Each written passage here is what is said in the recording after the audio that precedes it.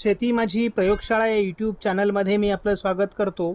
या चॅनलवर आपण नवीन असाल तर या चॅनलला सबस्क्राईब करा. या चॅनलचे नवनवीन व्हिडिओ पाहण्यासाठी बेल आयकॉन नक्की दाबा. आपणास व्हिडिओ आवडल्यास लाईक आणि शेअर अवश्य करा. नमस्कार, मी डॉक्टर मच्छिंद्र बांगर महाराष्ट्रातील आणि देशातील हवामान परिस्थिती संदर्भात ताजा अंदाज देणारे. आपण बघतो की बंगालच्या उपसागरातील कमी दाबाचं क्षेत्र बऱ्यापैकी भूभागावर आलं असून त्याचा परिणाम छत्तीसगड, मध्य प्रदेश आणि विदर्भ असा सुरू झाला आहे. महाराष्ट्रातही त्याचा बऱ्यापैकी परिणाम होईल असा अंदाज आहे. पुढील त्याच्या परिणामांचा अंदाज आपण या व्हिडिओमध्ये घेणार आहे. महाराष्ट्रामध्ये एलिनोचा मोठा प्रभाव असून असमान अशा प्रकारचं पावसाचं वितरण आपण कालही बघितलंय, प्रत्येक दिवशी बघतोय. सध्या आकडेवारी बघायची झाली तर करंट स्टेटसनुसार 96% पावसाची नोंद आज महाराष्ट्रामध्ये आहे. 25% विदर्भात तर 32% मराठवाड्यात अजूनही घट कायम आहे. 117% मध्य महाराष्ट्र आणि 105% कोकणामध्ये पाऊस अतिरिक्त झालेला आहे. येणाऱ्या डिप्रेशनमुळे किंवा कमी दाबामुळे विदर्भ आणि मराठवाडा, उत्तर महाराष्ट्रातील पावसाची स्थिती बदलू शकते असा अंदाज आहे. भारतातील पावसाच्या परिस्थितीत कोणताही बदल नाही. 16% घट कायम आहे, म्हणजे 84% पावसाची नोंद अजूनही कायम आहे. सरासरीपेक्षा अधिक पाऊस हा मध्य महाराष्ट्र, पूर्व गुजरात, जम्मू काश्मीर आणि ओरिसा या ठिकाणी झालेला आहे. बाकी ठिकाणची परिस्थिती अजूनही हाताबाहेर आहे. कित्येक राज्य हे 20% अधिक घट असलेले आहेत. रात्रीच्या व्हिडिओमध्ये ही बाब आपण बघितलेली आहे, मात्र आपण तो व्हिडिओ कमीत कमी सदस्य बघतात आणि मॉर्निंगचा व्हिडिओ अधिक सबस्क्रायबर बघतात. त्यामुळे आपण या ठिकाणी तो पुन्हा एकदा घेणार आहोत. सध्या एलिनोची स्थिती जर बघितली आपण तर जुलै ते फेब्रुवारीपर्यंत याचा तीव्र प्रभाव राहणार आहे. मार्च 27 पासून याचा प्रभाव कमी व्हायला सुरुवात होईल. सध्या त्याची तीव्र अवस्था सुरू झालेली नाही आहे. जुलै हा सामान्य अवस्थेचा आहे, परंतु ऑगस्ट, सप्टेंबरपासून त्याची तीव्रता वाढत जाणार आहे. ऑक्टोबर, नोव्हेंबर, डिसेंबर हे त्याचे पीक पिरियड, म्हणजेच सर्वाधिक पॉवरफुल अशा प्रकारचा, स्ट्रॉंग अशा प्रकारचा एलिनो आपल्याला बघायला मिळणार आहे. मात्र पुन्हा एकदा जानेवारी, फेब्रुवारी, मार्च अशा प्रत्येक महिन्यामध्ये त्याचा प्रभाव कमी व्हायला सुरुवात होणार आहे. पुढील मान्सूनवरही त्याचा प्रभाव असेल, परंतु पुढचा मान्सून पूर्णतः खराब करण्याची क्षमता त्यामध्ये असणार नाही. मात्र दमट हिवाळा आणि अतितीव्र उष्णता असलेला उन्हाळा आपल्याला बघायला मिळणार आहे. ज्या एलिनोची आपण सतत चर्चा करतो तो सध्या 26 जुलै 2026च्या अंदाजानुसार 1.94 या स्थितीपर्यंत पोहोचलेला आहे. अतिशय तीव्र अशा प्रकारचा यावर्षी एलिनो आपण अनुभवतो. त्याची तीव्रता 2% कमी आपल्याला पहिल्या 2 मान्सूनच्या महिन्यामध्ये होती. त्यामुळे स्थिती आपल्या अंडर कंट्रोल राहिली. पण पुढील 2 महिन्यामध्ये ती स्थिती आणखी खराब होणार असल्यामुळे यदाकदाचित पुढचे मान्सूनचे महिने पावसासाठी खराब होऊ शकतात असा अंदाज आहे. एलिनोला काउंटर करणारा एकमेव घटक आपल्याकडे उपलब्ध आहे, तो म्हणजे आयोडी. आणि आयोडीमुळे यदाकदाचित महाराष्ट्रातील आणि भारतातील पावसाचं प्रमाण सुधारू शकतं. सध्या आयोडी देखील पॉझिटिव्ह स्टेजमध्ये आलेला आहे. 0.44° पर्यंत आयोडीची स्थिती पोहोचली आहे. त्यामुळे यदाकदाचित याची मदत आपल्याला या संकट काळात होऊ शकते असा अंदाज आहे. आज 29 तारखेला देण्यात आलेली भारतीय हवामान खात्याकडूनचे अलर्ट महत्त्वाचे आहेत. विदर्भामध्ये, छत्तीसगडमध्ये आणि पूर्व मध्य प्रदेशमध्ये रेड अलर्ट देण्यात आला आहे. भारतातल्या बहुतांश राज्यांमध्ये आणि खास करून संपूर्ण महाराष्ट्रात पावसाचा अंदाज देखील देण्यात आला आहे, जो कालपर्यंत देण्यात आलेला नव्हता. उद्या देखील 30 तारखेला विदर्भातील रेड अलर्ट कायम आहे. मध्य प्रदेश आणि मध्य महाराष्ट्र, पूर्व राजस्थान या भागात ऑरेंज अलर्ट आहे. बाकी महाराष्ट्रामध्ये येलो अलर्ट कायम आहे. मात्र संपूर्ण महाराष्ट्रात उद्या देखील पावसाचा अंदाज आहे. 31 तारखेला कोकण आणि घाटमाथ्यावर ऑरेंज अलर्ट, इतरत्र येलो अलर्ट. संपूर्ण महाराष्ट्रात पावसाची स्थिती दाखवण्यात आली आहे. पूर्व गुजरातमध्ये मात्र रेड अलर्ट देण्यात आला आहे. विदर्भातील पाऊस 1 ऑगस्टला उघडेल. मध्य महाराष्ट्र, घाटमाथा आणि मराठवाडा, कोकणामध्ये येलो अलर्ट कायम आहे. महाराष्ट्रातील पाऊस 2 ऑगस्टपासून उघडतोय. भारताच्या बहुतांश भागात खंड सुरू होईल. हा खंड 3 तारखेला कायम असेल. गेल्या 24 तासात पाऊस कुठे झाला, तर ज्या डिप्रेशनचा प्रभाव आहे तो ओरिसा, छत्तीसगड आणि तेलंगणा, साधारण या भागामध्ये त्याचा परिणाम सुरू झालेला आहे.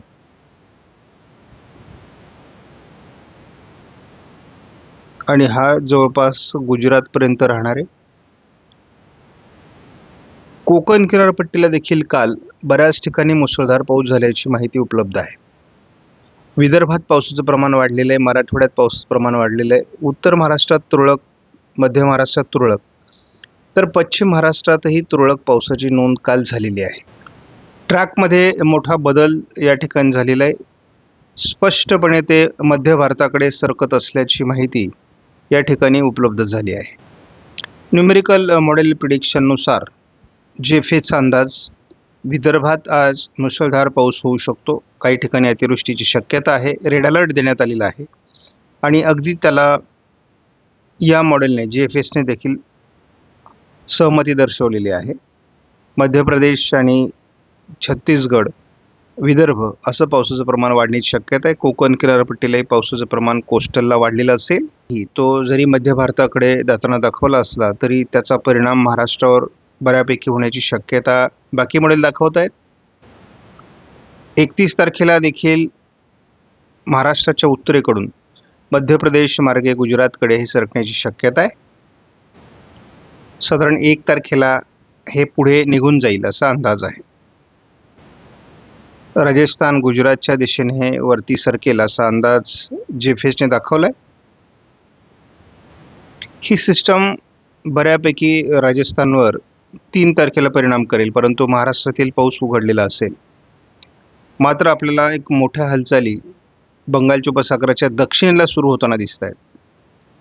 आता याचा काय परिणाम होतो ते आपल्याला बघावं लागेल, परंतु हवामान बदलतंय.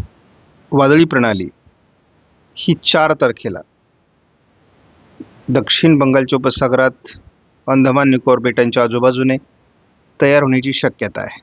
यदा कदाचित आत्ताच्या अंदाजानुसार हे एक चक्रीवादळ असू शकतं असा जेएफएसने अंदाज दिलेला आहे. आता आपण बाकी मॉडेल या संदर्भात कसे आहेत तेही बघणार आहोत. मात्र या वादळी परिस्थितीच्या दरम्यान महाराष्ट्रात मात्र पाऊस उघडणार आहे. जेएफएसने दिलेले वादळी संकेत हे फारसे मान्य नसतात. भारताच्या भूभागावर 6 तारखेला त्याचा परिणाम जाणवू शकतो. या ठिकाणी आपल्याला पाऊस वाढताना सुद्धा दिसतोय. त्यामुळे परंतु या तीव्र प्रणालीची किती शक्यता आहे हे बाकी मॉडेलसुद्धा बघणं आवश्यक आहे. आणि विशाखापट्टणमकडे ही सिस्टम पहिल्यांदा सरकताना दिसते. यदा कदाचित आपण इथं बारकाईने बघितलं तर एकापाठी एक सिस्टम केंद्रित होत आहेत दक्षिणेला.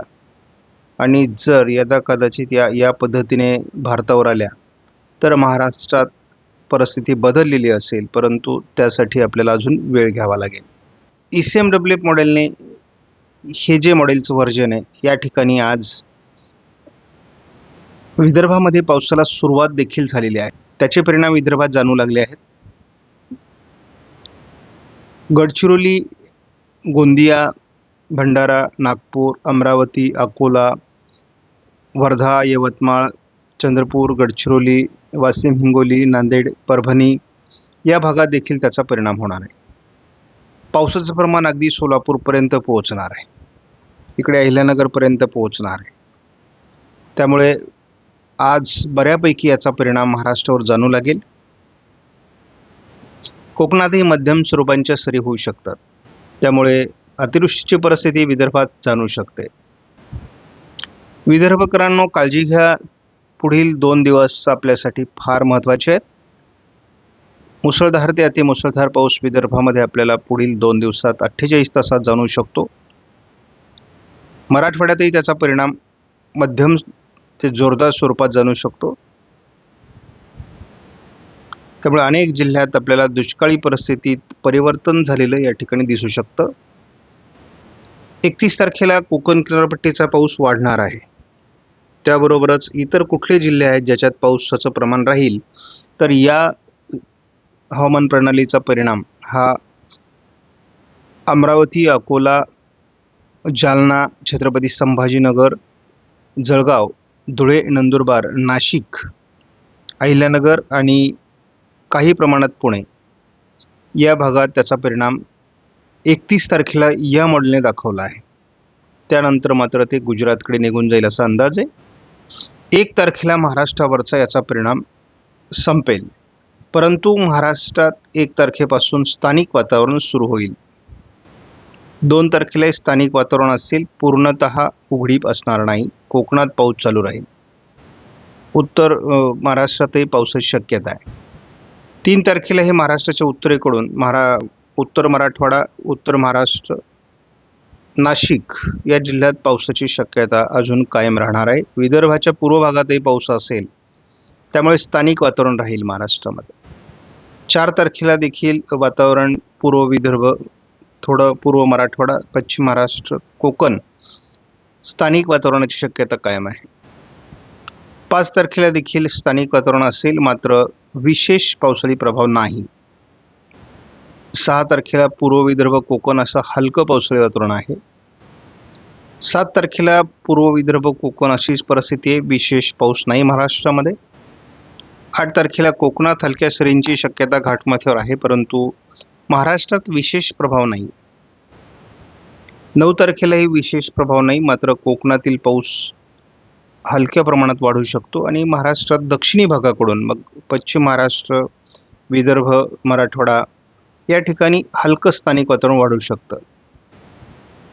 10 तारखेला आपण बघतो महाराष्ट्रात स्थानिक वातावरण असेल, कोकणातला पाऊस वाढतोय 9 तारखेपासून. 10 तारखेला देखील तो वाढ आहे.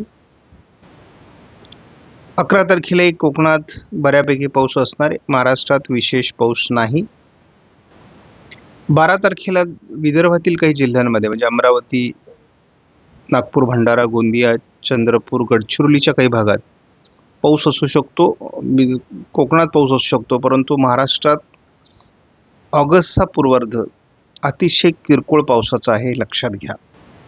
डिप्रेशन पुढे सरकू लागलं आहे. आपण जर त्याचा पुढचा मार्ग GFS, आपण जर त्याचा पुढचा मार्ग हा ECMW मॉडेलनुसार बघितला, तर ते काही प्रमाणात आज आणि उद्या विदर्भाला घासून मध्य प्रदेशवरून गुजरातकडे जाण्याची प्राथमिक शक्यता दाखवण्यात आलेली आहे.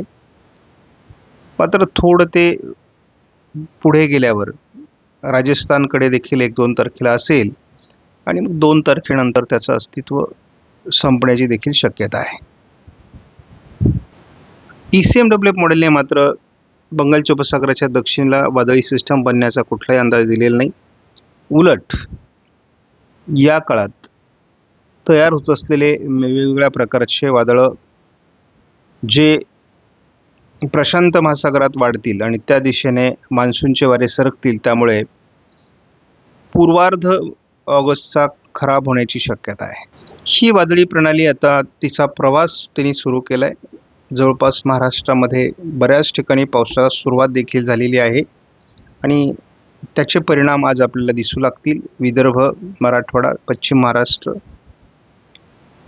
मध्य महाराष्ट्र, उत्तर महाराष्ट्र तर आपण बघतो हळूहळू आज दिवसभरात अनेक विभागात जोरदार पाऊस होणं अपेक्षित आहे. दुष्काळी भागात पावसाचं प्रमाण वाढेल आणि अनेक ठिकाणचा दुष्काळ नियंत्रणात येईल असा अंदाज आहे. याचा मुख्य प्रभाव आज आणि उद्या विदर्भावर आहे.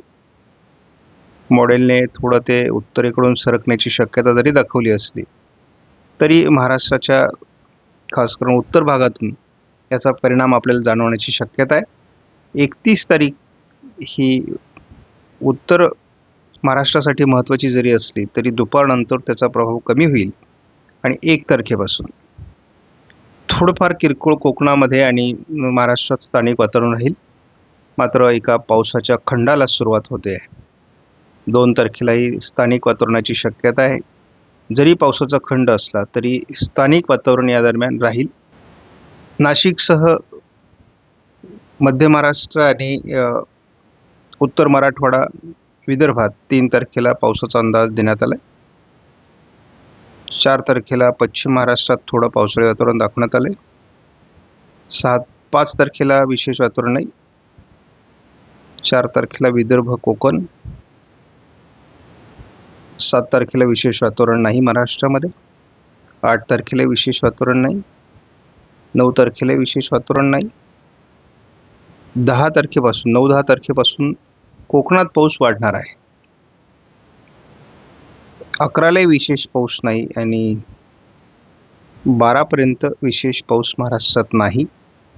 म्हणजे एक मोठा खंड आपण या मान्सूनमधला पहिला मोठा खंड बघणार आहोत.